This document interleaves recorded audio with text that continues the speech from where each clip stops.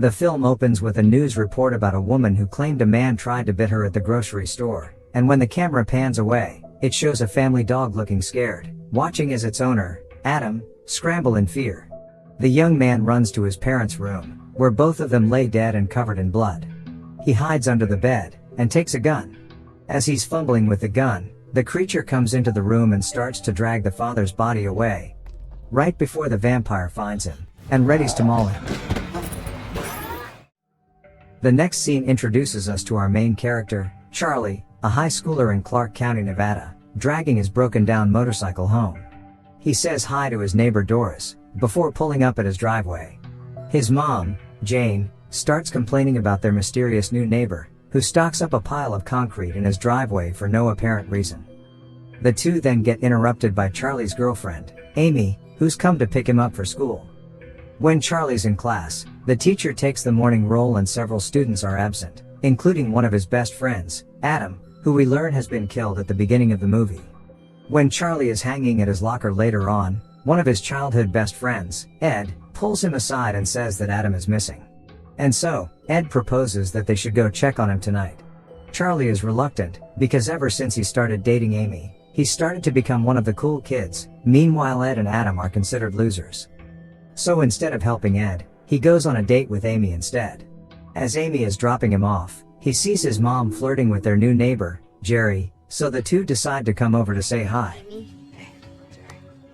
After Jerry retreats inside, Charlie finds a message from a pissed off Ed, who threatens to spread embarrassing childhood stories about Charlie if he dares not show up. This prompts Charlie to rush to Adam's house, where Ed is waiting. The two try knocking on the door, but there's no answer, so they break their way in and sneak inside. As the two start exploring the dark and empty house, Ed claims that Charlie's new neighbor Jerry is a vampire. Ed and Adam had been conducting an investigation on this for a while, and they are more than certain of Jerry's identity now, one of the evidences being the fact that Jerry's windows are completely blacked out. He warns Charlie to never invite Jerry into his house, because a vampire requires an invitation to come in. Of course, Charlie finds this ridiculous, and the two start arguing about how much Charlie changed since he started hanging with the cool kids, who Ed thinks are nothing but fake skanks. On that note, the two part ways. Ed rides his skateboard home, until the school bully, Mark, ambushes him, prompting him to climb over a fence to run away. Unfortunately, he finds none other than Jerry in the random backyard, so he breaks his way into the random home, thinking Jerry wouldn't be able to come in. But he does, because the house is abandoned. Jerry announces that he knows Ed has been watching him, while Ed begins running upstairs. He jumps out the window, but Jerry is already outside waiting for him. Ed then falls into a swimming pool, and here Jerry simply tells him to calm down because what is going to happen is best for him. He uses his mental manipulation powers to get Ed's conviction to waver, before sinking his fangs into his neck. On the next day, Charlie notices that Ed isn't at school, so he decides to pay his house a visit afterwards, but only finds his parents there.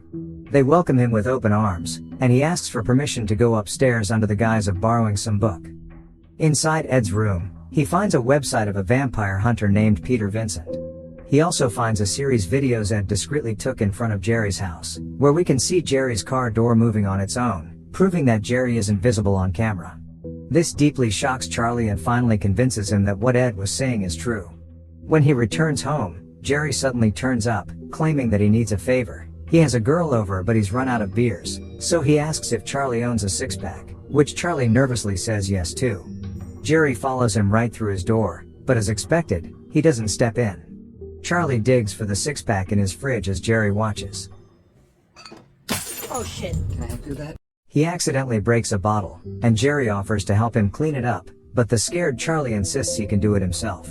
After handing Jerry the beer and closing the door, he heads upstairs, where Amy is waiting for him. Charlie's mind is too preoccupied with thoughts about Jerry now, that he rushes to the window. He sees the arrival of Jerry's date for the night, who is none other than one of the neighbors, Doris. Charlie harshly shoves Amy down the bed when Jerry looks up at them. Amy has no idea what the hell is wrong with this guy that she decides to leave. Later that night, Charlie is awakened from his sleep by the sound of a woman screaming, so he calls 911. But after the police arrives, Jerry smooth talks his way out of the situation, by saying that he simply made a woman scream out of pleasure. Charlie watches this interaction in contempt, and pays attention as Jerry gets into his car and drives away right after the police leave. Worried for Doris's safety, he sneaks into the vampire's home, and starts looking around. He finds an occult insignia in Jerry's study, and takes a picture for evidence. But before he could find out more, Jerry returns, forcing Charlie to hide inside the closet. Surprisingly, here he finds a secret door leading to a hall with several chambers, one of which is locked. He looks through the peephole and finds Doris there, so he takes out a screwdriver in an attempt to unlock the door. But unfortunately, he is forced to hide yet again as he hears the sound of Jerry approaching. Through the door gap, he watches as Jerry drags poor Doris out, and sucks her blood. As this happens, Doris instructs him to stay quiet. Afterwards, he throws Doris back inside the chamber and heads back out. Charlie finally unlocks the door to get Doris out of the house safely, while Jerry is preoccupied with watching TV in the living room. The two make their way down the stairs, and start heading for the door, until Jerry walks in and forces them to retreat. As it turns out, he is only grabbing an apple. And then, he returns to his TV, an opportunity Charlie seizes to escort Doris away. But on their way out, it is revealed that Jerry is watching them with a sneaky smile. The two have made their way out, and it is now daylight, but as Doris steps under the sun, she spontaneously combusts, traumatizing Charlie. When he returns to the house, he warns his mom to stay away from Jerry, and to not ever invite him to their house, which confuses her. At school, he decides to research about a vampire hunter, whose website Ed kept open in his computer, Peter Vincent. He then proceeds to track the guy down, which leads him to the venue of a theatrical show the guy holds. Pretending to be a reporter, he gets an audience with Peter Vincent in his very apartment, which is decorated with various supernatural hunting weapons. But when he starts asking how to kill a vampire, and shows him a printout of the occult insignia he found at Jerry's house, the man calls him a nut job and kicks him out. With no other choice, Charlie goes home and puts up garlic and crosses around his room. Meanwhile, the school bullies, Mark and Ben, watch from outside his window in wonder. Jerry then walks up to them, and within less than a minute, attacks the two. Meanwhile, back inside the house, Charlie is carving out stakes to arm himself, until his girlfriend shows up and asks him why he's been acting so weird. But before he gets to explain, Jerry comes knocking on their door to ask Jane to hand over her son, because Charlie broke into his house the other day. Jane is shocked to hear this, but decides to trust her son Charlie, so she tells Jerry to go bleep himself. This angers the vampire, so he takes a shovel and starts digging the backyard of Charlie's house, and pulls out the gas line to set it on fire. This causes the fireplace to explode, burning the house. Now assured that Jerry is dangerous, the three pile inside the car and start driving away. Jerry attempts to go after them with Charlie's motorcycle, but its front wheel is busted, so he throws it at the car, scaring Amy. When Charlie tries explaining that Jerry is a vampire, his mom still refuses to believe him. Not long after, Jerry comes ramming his truck against the back. He also rams his vehicle into the side of their car, before passing them and blocking the road. Jane panics, but Charlie yells at her to keep driving, so she does. Unfortunately, they are in for more trouble, as Jerry is still clinging to the underside of the car, and manages to claw his way through the car floor. It appears that he has returned to his true form now. Charlie begins kicking to get him off, and Jane finally stops the car once he's gone. But then, another vehicle crashes into their car, and the angry driver steps out. It is now that Jerry lifts the car. In his vampire form, he approaches and attacks the driver, draining his blood. Charlie then courageously steps in with a big cross to arm himself, while telling his mom and girlfriend to run. He slowly approaches Jerry, who has now returned to his human form. But surprisingly, the cross only burns when it comes into contact with the vampire, and he easily throws Charlie into their car. While he teases Charlie about stupid humans and their penchant for missing the heart when staking vampires, Jane sneaks up behind them and impales Jerry with a road sign, making him squeal in pain. At the same time, Jane collapses, so Charlie and Amy carry her up, and the three climb inside the dead man's car. Charlie purposely slams into his family car, causing it to topple on top of Jerry. When the family flees the scene, we can see Jerry's bones realigning. At the hospital, the police also arrive to ask them what happened, But of course Charlie doesn't reveal anything because he knows they won't believe him. Meanwhile, Peter Vincent decides to study the printout Charlie left at his office the other day, and finally realizes that Charlie wasn't trying to mess with him. He calls him up, and asks him to come to his place. Once the three finally converge at Peter Vincent's place, he eventually opens up to them. He says that the insignia belongs to a very strong vampire breed that emerged from Mediterranean, and would keep their victims alive for days in order to turn them into vampires as well. According to him, Charlie has no chance against this vampire, as killing this species would require an army. All of a sudden, Vincent gets a call announcing that he's got a package delivery, so he asks the delivery guy to come in and tells his girlfriend to fetch the package for him. However, as it turns out, it was only a ploy. Ed walks in, having been turned into a vampire now. Vincent fetches a crucifixion nail to threaten him, but then cowardly scrambles in fear as Ed chases after him, and the sliding door severs Ed's arm off just as he's about to catch Vincent. While this is going on, Charlie and Amy stumble upon Vincent's girlfriend's dead body at the entrance, and discover that the elevator switch has been smashed, meaning they have to find another exit route. This leaves them with no option but to hide behind a shelf, as Ed starts looking for them. After the two knock the shelf on top of Ed, Charlie takes the nearest blade and tells his girlfriend to go to safety. Ed proceeds to choke and throws him across the room, but Charlie rises again and takes the axe displayed on the wall. The two face off, and Charlie wildly swings his axe at Ed, until it finally lands in his throat. On the other side of the apartment, Amy arms herself with a gun and silver bullets, right as Jerry the vampire arrives.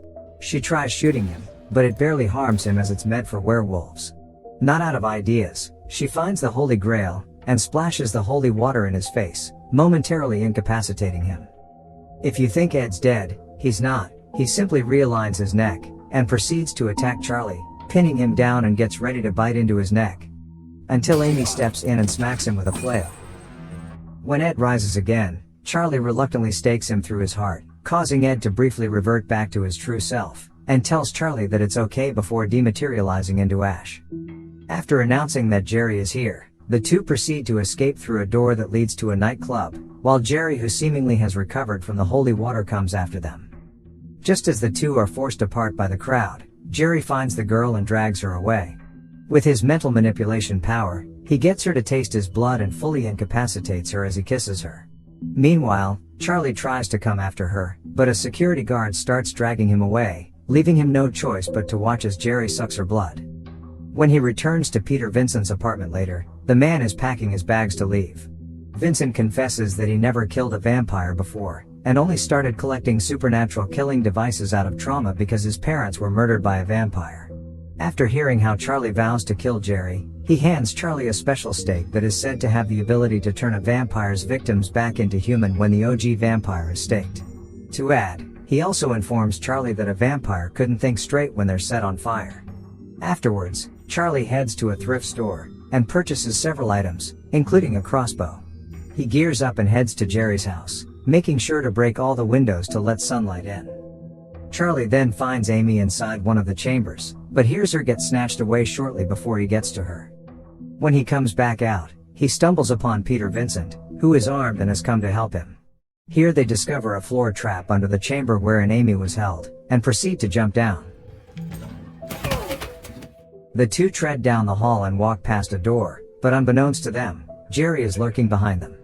He then snatches Peter off the ground, and Charlie tries shooting him, but Jerry catches the arrow.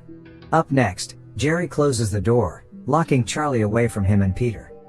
Peter starts backing up while shooting Jerry, but bullets don't seem to stop him. At last, Jerry flicks a pebble at his forehead, causing him to bleed. It is now revealed that Jerry is not alone, and the young vampires that he bit start crawling out of the soil walls, attracted by the smell of blood. Meanwhile, on the other side of the basement, Charlie finds Amy, whose mind is now corrupted by the vampire. She pins Charlie down, while Peter begins shooting the young vampires with his special shotgun, but it jams after a couple of shots. As Amy takes out her fangs to bite Charlie, he stakes her, but missing the heart on purpose. Charlie then pries the door open, and as soon as he sees Peter is in trouble, he shoots the ceiling, creating little sunlight holes to save Peter. Jerry discovers that Peter has been bitten, seeing that he's starting to smoke in the sunlight, and is slowly turning into a vampire as well. Charlie's effort is not enough, as the young vampires, one of them being Mark the high school bully, corner the two, while Amy walks up to Jerry and starts kissing him passionately. With Jerry distracted, Charlie uses Peter's lighter to set himself on fire, and makes a jump on Jerry, revealing to us that his suit is fireproof after all. Jerry begins screaming and thrashing about as Charlie clings to him, creating a big hole in the ceiling which lets more sunlight in and burns Jerry. Peter then throws Charlie the stake, and he stabs it through Jerry's heart, turning him into dust and drifts away. It is at this point that the young vampires turn back into humans, with absolutely no memory of how they got in the basement. Both Charlie's friends and several other people are brought back to life, and this is where the movie ends.